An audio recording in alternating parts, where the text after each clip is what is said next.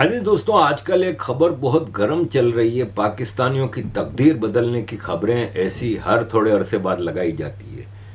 जैसे कि आपको पता है कि जब रेको डे की सोने की कानें निकली थीं बलूचिस्तान में अर्ली 2000 में, तो पाकिस्तानियों को खूब खुशखबरी दी गई थी कि पाकिस्तानियों की तकदीर बदल जाएगी और इतना सोना है कि हर पाकिस्तानी करोड़पति हो जाएगा और होगा इंशाअल्लाह ताला।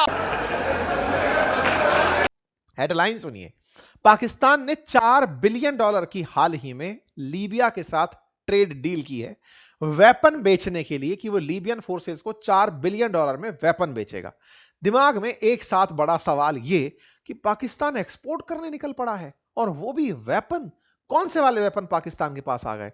वही वेपन जो वो चाइना से खरीदता है। चाइनीज माल को पाकिस्तानी मोहर लगाकर लीबिया को बेचने जा रहा है।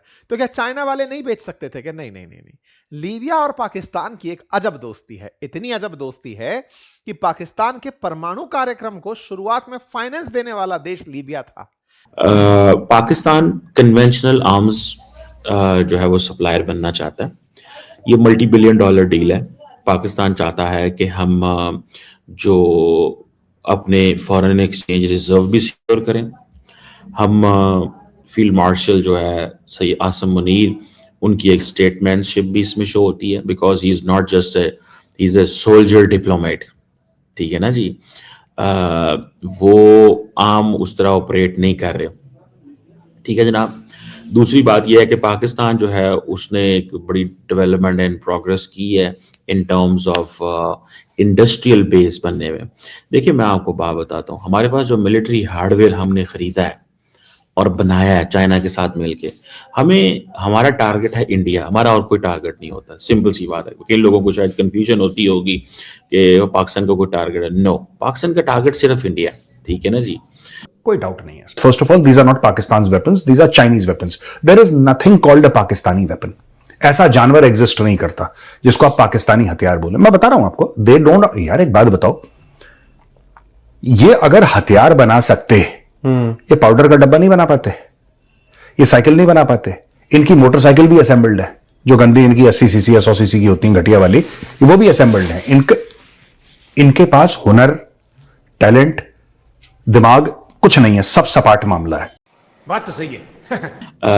और ये जो टारगेट है पाकिस्तान, इसके ऊपर कभी कॉम्प्रोमाइज नहीं करता। मतलब अगर आप समझ लेना कि क़यामत भी आ जाए कि जी इंडिया से आप अपनी नजरें पीछे कर लें, इंडिया से आप अपनी नजरें पीछे कर लें, तो ये सवाल जो है वो कभी भी नहीं हो सकता। पाकिस्तान का ध्यान इंडिया की तरफ है कि इंडिया कर क्या रहा है।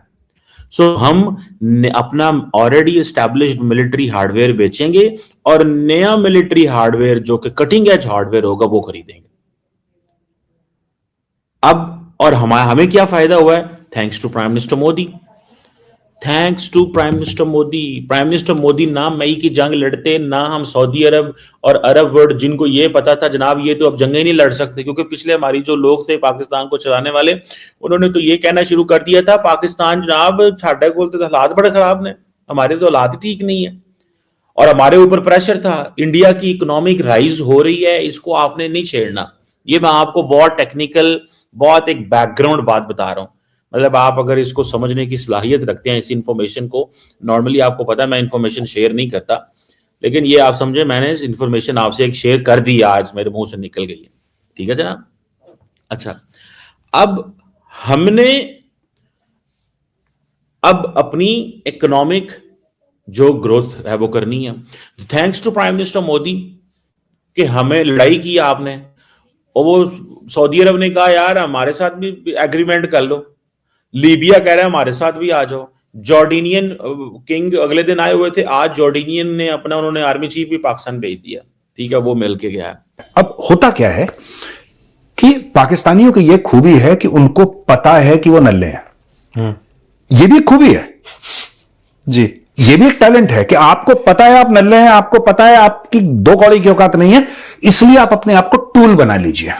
क्या बना लीजिए? हथियार, एक इंस्ट्रूमेंट बना लीजिए जिसको कोई और जो बड़ा बंदा है वो इस्तेमाल करेगा। आप अपने आप को टूल बना लीजिए। पाकिस्तान इसमें माहिर है, और यह बात मुझे समझ में नहीं आती पाकिस्तान की कि बार बार जूते खाने के बाद भी ये फिर जूते खाने के लिए पहुंच जाते हैं। और पता है, ऐसे सिर्फ पहुंचते नहीं जूते खाने के लिए, आपको ऐसा लगेगा भैया टोकन लेके खड़े हैं कि भैया मेरी बारी नहीं आई, काफी समय से 10 साल हो गए जूते नहीं खाए, कब तक, लाइन को जल्दी आगे बढ़ाओ। बच्चा बच्चा जानता है, ये सब जानते हैं। तो हमारी तो वो जिसे कहते हैं, हमारे पंजाबी कहते हैं कुब्बे में लत रास आ गई।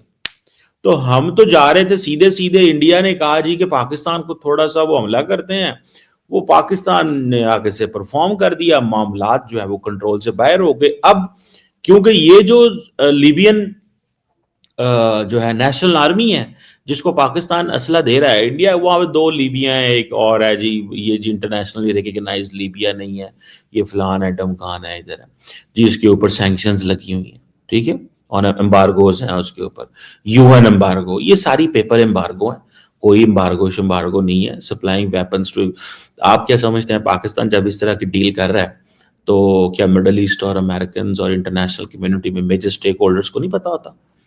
हमें बहुत पता होता है बैकग्राउंड में पाकिस्तान की फौज इस वक्त बहुत रेलिवेंट है ग्लोबल गेम के अंदर। इसमें एंड में होगा कि पाकिस्तान में 2 धड़े बटेंगे, एक प्रो अमेरिकन और एक प्रो चाइनीज। बात वही है ना, बात वही है, क्योंकि ये जनरल लेट गए। अच्छा, आज की तारीख में पाकिस्तानी सोशल मीडिया पर बड़े खुश हो रहे हैं, ये कौम जाहिल है, नल्ली है, इसको पता ही नहीं है, दे डोंट नो दैट इसका मोटा पैसा आसिम मुनीर पकड़ चुका है, इसके जितने भी जर्नल हैं पकड़ चुके हैं, लपेट देगा वो।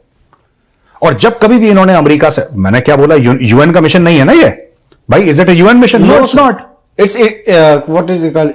Stabilization force. ये बेसिकली अमेरिकन मिशन है। So, ये जब कभी भी इन्होंने अमेरिका के लिए हथियार उठाए हैं, पाकिस्तान में खून बहा है। ये बहुत बढ़िया चीज है। एंड में होगा क्या, मैं आज एक प्रिडिक्शन कर दूं? एकदम sir. Number 1, Pakistan will sign the Abraham Accords. Number 2, Pakistan will travel on the road to the full recognition of the state of Israel. मैं आज बता रहा हूं, ठीक है। और पाकिस्तान के जो मौलवी हैं, मुल्ले हैं, मौलाना है, कितना भी अल जिहाद और यहूद और नसारा की साजिश, ये बकवास करते रहे, इनकी 2 कौड़ी की औकात नहीं है। आसिम मुनीर पैसे पकड़ चुका है, ठीक है। और डॉलर से बड़ा कोई मजहब नहीं होता भाई, चीयर्स। डॉलर से बड़ा कोई मजहब नहीं होता। एंड हु कैन आर्ग्यू भाई, ये जो पाकिस्तान के मौलवी मौलाना हैं जो करोड़ों रुपए की एसयूवी में चलते हैं, वो दुआ से आई हैं। ये है वो सवाल जिसका जवाब बतौर वजीर आज़म सबसे पहले मुझे देना है कौम को। उसकी वजह क्या है? क्योंकि लीबिया ने ये महसूस किया कि पाकिस्तान ने, ये जो स्टडी हुआ, उन्होंने कहा ये तो परफॉर्म ही एयरफोर्स ने किया इनकी। अब जब ये इनके जो फील्ड मार्शल हैं लीबिया के, हफ्तार साहब, ये आए हैं पाकिस्तान में आए हैं। मैं आपको थोड़ी सी इनकी अगर वो बता दूं, बैकग्राउंडर बता दूं। ये पाकिस्तान आए, इन्होंने पाकिस्तान, ये पता कब पाकिस्तान आए हैं आपको? Do you know that?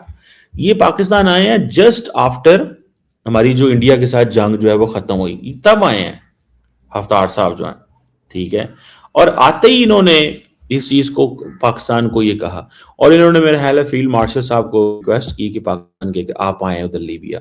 ये लीबिया गए हैं, बैकग्राउंड में काम चल रहा था, महीने 6 नहीं लगे तो $4 अरब का डील हो गई, ठीक है जी। अब इंडिया भी बहुत ज्यादा, आपको पता है, असला कर रहा है, वो ले रहा है, दे रहा है, उसका वो अपना एक चलता है वो सारा, ठीक है ना। तो मुझे जाती तौर पे ये लगता है कि ये एक